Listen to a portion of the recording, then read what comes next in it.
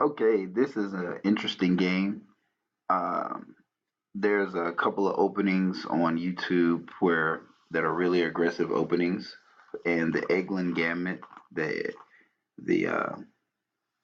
England Englund Gambit is one of them, and I'm of course that's a white e4 opening with the king's pawn and knight, and it is very brutal.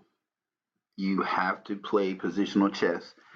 You have to solve problems because it gives you a lot of problems. You're going to lose material. You're going to lose a lot of material. But of course, with the grandmaster playing it, it would not be so. But Eglin is new to me. I never play the opening. Like I said, that's trap chess to me. I stick to more of the theoretical lines. I have a much higher rating in the classical game. I'm rated over 1700 classical chess, longer. But I wanted to learn how to play the blitz games because if I learn how to play and find positions faster, then and find more positions, then I'll keep increasing my rating. I believe when I have more time. So with that being said, let's just get into the game. So this he's playing a reverse Krebs variation of the England, and I'm declining it.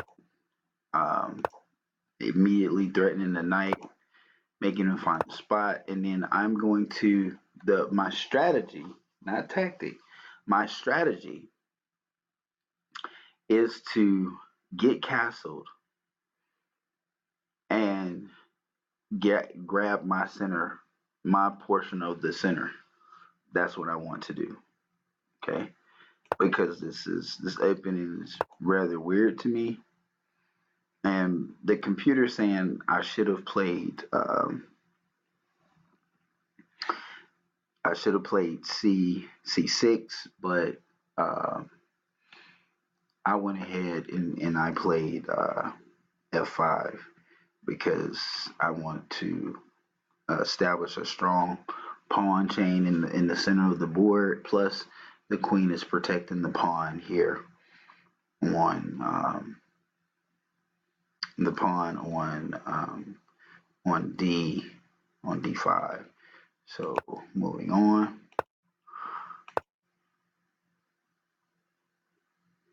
F3 was a weird move. I play bishop to D6. He's attempting to break it up and open his bishop out. And see, he wants me to, he's putting pressure here, wanting me to make a mistake. This is the way trap chess works. They hope you make a mistake and then you lose pieces.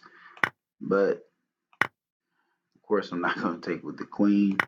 I'll take with the rook. Now, I did lose my rook. Check. Forcing the king to move. Check. Now moving the bishop back. And now he's just getting his pieces in position so he can continue this trap chess. I don't, if you look here, he faced uh, he did face the queens off, and I would too. I mean, I am he is up a considerable amount of material, and there's really no reason to keep both queens on the board with his position. So, but I can't. I don't have the position to trade queens with him, nor do I want to. So I'm gonna move.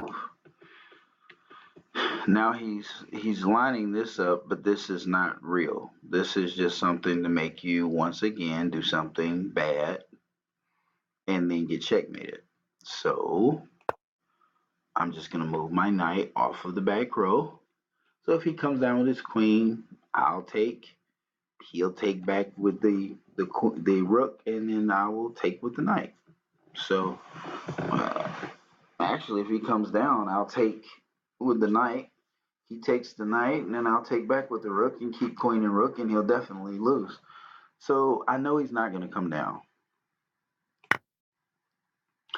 Now he's trying to put me into a position to where I have to uh, trade queens with him because it's such an advantage for him to trade queens.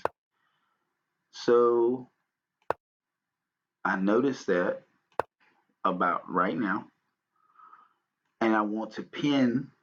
This is a tactic. I want to pin this pawn so that I can place my knight on c5 and threaten his queen, keeping my bishop in front.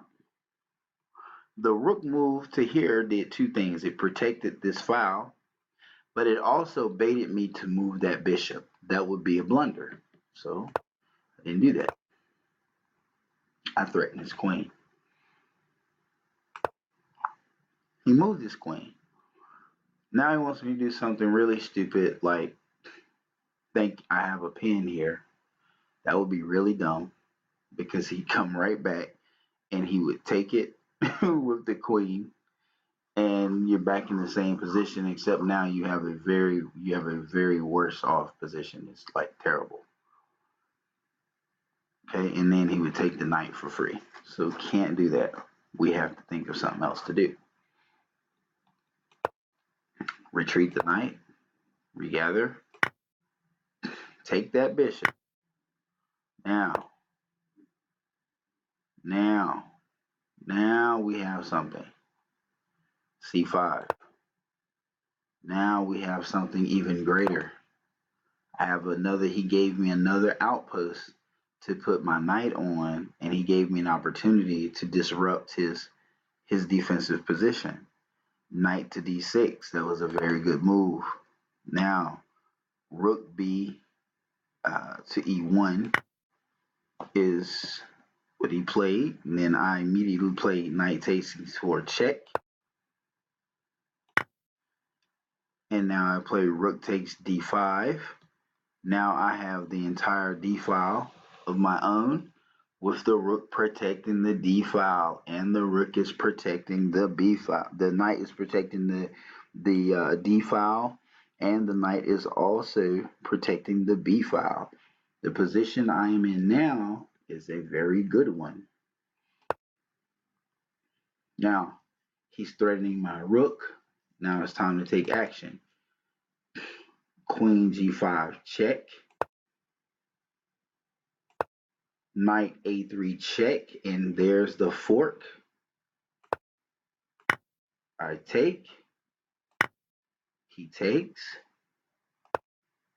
Now, rook e5. He faces off. Queen takes g2 check. c4 check. He takes. Now we're going to trade some rooks. Rook takes e4. Rook takes e4. Queen takes e4 check. Queen takes f5. Now, there's no way he's going to win from here, but he wants to just maybe run around the board. No problem. I'll let you get that until I'm tired of it. And then he ran out of time, but it didn't matter because I would have walked this pawn all the way down and then taken this pawn from him. Once the pawn was guaranteed to be a queen, and got my queen back, leaving these two pawns over here protected with the king, and gladly finished him off from there had we had more time. But time was an issue.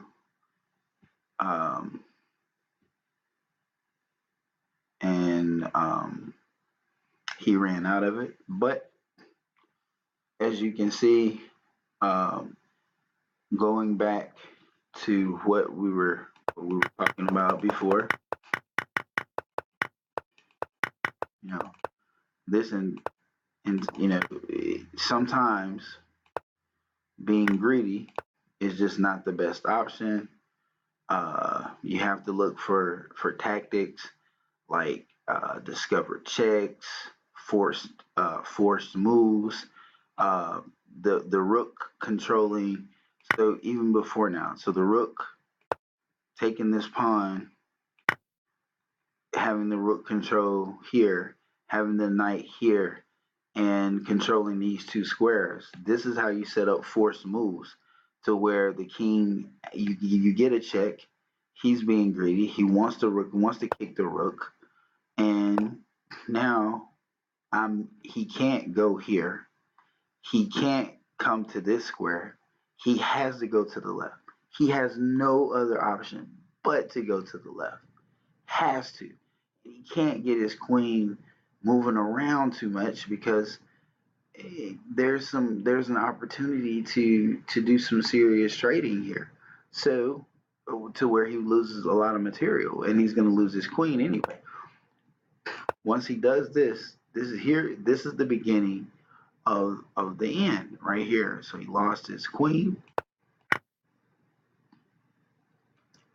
He should have probably taken this rook with the pawn, and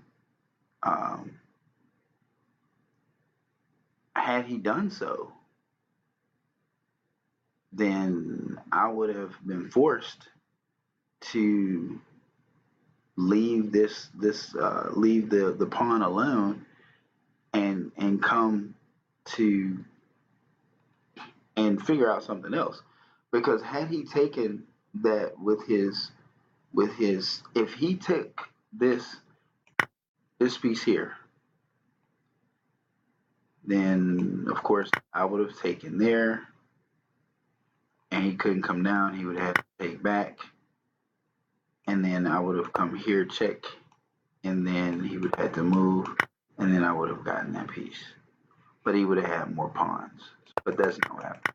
We saw what happened.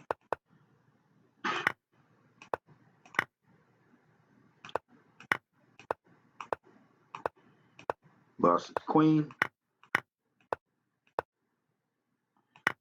Check, check, check. See, all of these are force moves. The pawn here seems meaningless. If I play this one, check,